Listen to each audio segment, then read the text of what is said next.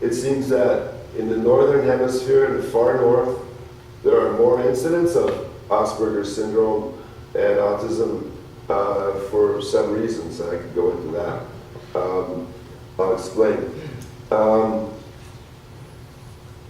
People ask me, what is it like to be an artist? Well, artists are not necessarily gifted with autism, right? Artists are very inventive people. And generally, as you study art formally in school, you realize that there are general skills that everyone must have, and you can practice those all the time, sharpen yourself. But also there's something that's more specialized for yourself, where you have a message to get out, your own mission. Often what artists do is they create their own universe, and then you might call that their own special style, their own special message they have to get out. And that's cultivated, and in art schools they engender that. You learn all the skills you can, but at the same time you start strengthening your own message. I graduated from Kent State University in Kent, Ohio in 1979. I was able to do a senior project. We all have to do that. You cannot graduate and just take the curriculum. You don't get out that way. You have to have the senior show, and it has to go in front of a panel. In fact, some people, they never graduate with an art degree because of that. They have to have a panel of the faculty judging that senior show. And what I chose to do for that senior show was a bit of a controversy. Everybody loved it. It was a series of paintings called The Closed Ward. And so it was a series of paintings about what it's like to be inside a psychiatric institution.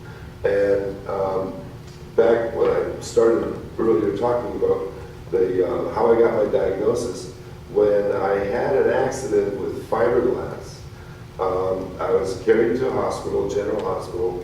The next day, I had to sign papers. I had no idea what I was signing. And I signed myself into London Psychiatric Hospital. And I remained there for 7 months. It's like really the best thing that ever happened to me. And a lot of instances in there is much like the movie, I don't want to dramatize it, like One Flew Over the Cuckoo's Nest. Everyone knows what that's like. All I want to do is get out of this damn hospital. It's like, but anyway, what was really great about it is that for the first time in my life, I could actually sleep and relax because I had been given medications.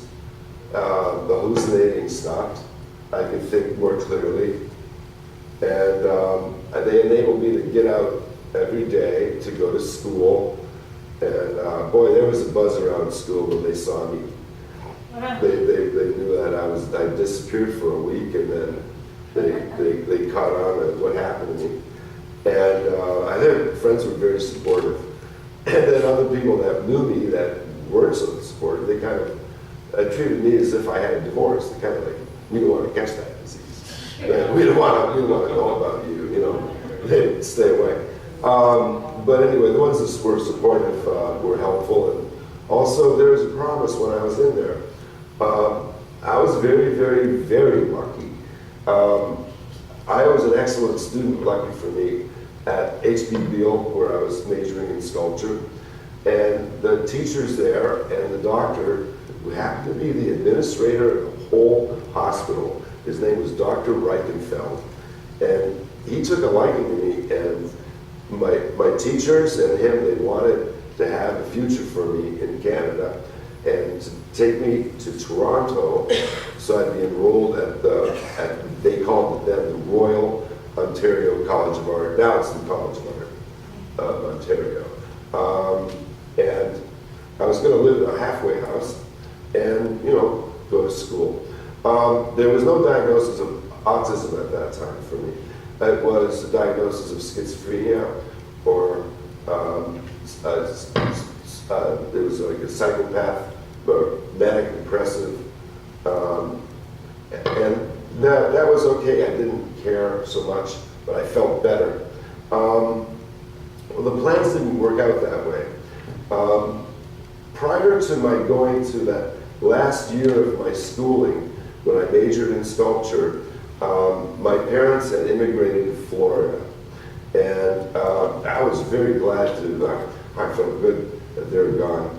I loved it being on my own. But also, I was actually estimated at being more able to take care of myself than I actually could. They didn't really realize that I could actually get into an accident like this or anything. So my mother, she came up there, and being how she is, she's always been this way. My dad as well. They're Hungarian immigrants, and they kind of have a little bit of fear about the world and things, and as a lot of people are like that, that come from a background like theirs. My background is Magyar, Hungarian, and my mother came up and would not listen to anything the doctors said, whatsoever. She discharged me, and against my will, I was brought to the United States. Now, why would I want to leave a beautiful modern country like Canada and come to the United States that's embroiled in all this Vietnam and everything like that? And while I was in the psychiatric hospital, I witnessed a few things that were really concerned me socially. I saw on television the escalation of the war that went into Cambodia, and that was an illegal venture. Also, I saw on television while I was in psychiatric the shootings at Kent State University, and 9 years later, I graduated from there. It's funny how your life goes full circle sometimes. I witnessed, while I was in the psychiatric hospital, the trials and hearings of the Manson gang. And I saw the death of the hippies march. That happened like earlier in autumn of 1969. That was very significant for me. I really felt that a movement, social awareness movement, such as what went on in the early 60s, was very important to me. Studying art at the age of 17 enabled me to gain skills through that visual language, so I'm not internalizing my art like I did ever since I was a child and express myself. It was more of an urgency to show people what's universal, the universal language of art. And also, at an early age, I was hired to do different things to do with graphics and printing copy or sign painting. I would always find some way to do something practical. Early on, teachers would always have me do a nativity scene, like Christmas time, or on the blackboard with colored chalks. You've probably seen kids that are gifted, they single them out to do that. So I did that for all seasons. I did that for quite a few years.